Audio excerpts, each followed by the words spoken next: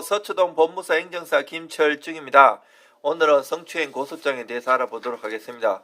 얼마 전에 성추행 허위로 고소한 경우에 무고죄로 역고소한다는 내용을 유튜브에 올린 적이 있는데, 오늘은 진짜로 성추행 당했을 때 고소하는 방법에 대해서 알아보도록 하겠습니다. 우선 성추행이라는 것은 우리가 표현하는 성추행은 형법상 강제추행으로 다뤄지는 경우가 많으며 성폭력범죄의 처벌 등에 관한 특례법에 의하여 처벌되며 가장 흔하게 발생하는 성범죄의 일종입니다. 강제추행은 폭행이나 협박으로 사람을 추행하는 것으로 10년 이하의 징역이나 1,500만 원 이하의 벌금형에 처하게 됩니다. 더욱이 벌금형 이상의 형이 확정된다면 성범죄자에게 부과되는 신상정보 등록 및 공개나 고지, 취업제한 등의 보안 처분이 내려지게 되어 추후 경제적, 사회적 불이익을 받을 수 있는 처지에 이르게 됩니다. 흔히 직장 동료 사이에 격려 차원에서 어깨 등을 만지거나 좋아하는 이성에게 호감을 표시하거나 장난을 치는데 접촉이 일어나거나 지하철이나 버스 등의 공중이 밀집한 장소에서 신체 접촉이 발생하거나 등 때와 장소를 가리지 않고 일어나는 특성이 있습니다. 보통적으로 폭행이나 협박은 물리적인 압박이 있음을 의미하겠으나 형법상 성범죄에서의 폭행이나 협박은 그 의미가 매우 광범위합니다. 과거에는 실제 폭행이나 협박이 있어야지만 강제추행으로 인정되었으나 현재는 기습적으로 이루어지는 경우에도 추행이 될 수도 있는데, 물론 그거는 잘 방어하면 되기는 됩니다. 문제는 성적인 의도가 없는 행위, 역시 상대방이 성적 수치심을 느끼거나 불쾌감을 가진다면 이는 상황에 따라 성추행 사건의 피해자가 될 수 있는데요.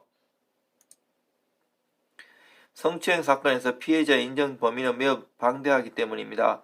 재판에서 그럴 의도가 아니었다고 추행의 고의를 부정하는 경우도 쉽게 목격할 수 있는데, 범죄 성립의 여부는 피해자가 아닌 피해자 입장에서 판단하는 것이기 때문에 이러한 주장은 자칫 엄중한 처벌이라는 화를 부를 수 있으면 주의하기 바랍니다.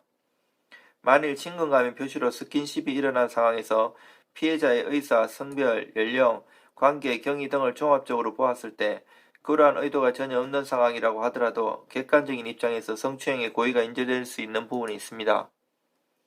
간단한 예를 들자면 직장 상사가 부하 직원의 어깨를 쓰다듬는 것과 입사 동기가 어깨를 쓰다듬는 건 다릅니다.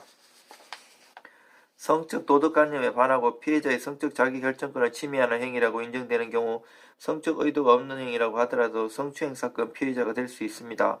더욱이 최근에 성추행 처벌 내용을 살펴보면 과거 판례를 넘어서는 처벌이 내려지는 경우가 있어 피해자가 대응을 하는데 더욱 어려운 문제가 있습니다.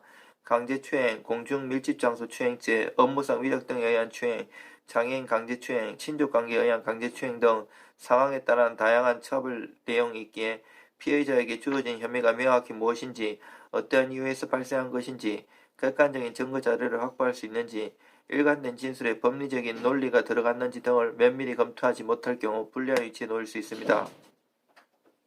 의도치 않게 벌어진 상황에서 성추행 처벌을 받게 되면 형사처분과 보안처분 그리고 사회적인 비난과 앞으로의 사회생활에도 문제가 발생할 수 있습니다. 따라서 서초동에서 법무사 생활 10년 이상 한 저 같은 법률 전문가와 상의해서 잘 대처하는 것이 중요합니다.